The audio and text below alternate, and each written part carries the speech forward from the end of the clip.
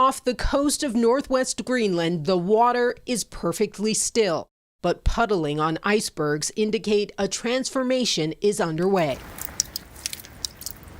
That's the sound of rapid melting, triggered by a few days of unusually warm temperatures. During CNN's first 3 days in northern Greenland, the temperature topped out nearly 10 degrees higher than normal. It's days like today, warm enough to wear short sleeves, near 60 degrees in Greenland. It's a high melt day when it's this unusually warm, and it's also deeply concerning for scientists.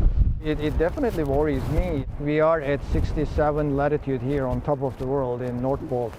And we could just yesterday, especially not today, but yesterday we could wander around in our t-shirts. That was not really expected. It's basically at the melting point today. As you can see, now I can make snowballs.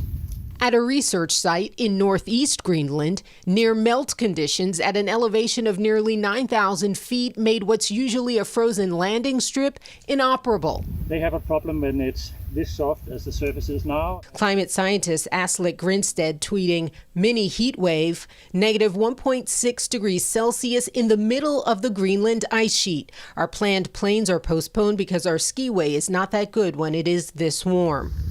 Unable to fly out, the scientists passed the time playing volleyball in shorts atop the ice sheet.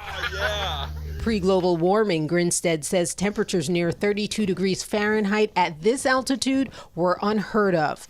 The National Snow and Ice Data Center tells CNN from July 15th through 17th alone, a melt surge in northern Greenland caused ice sheet runoff of about 6 billion tons of water per day.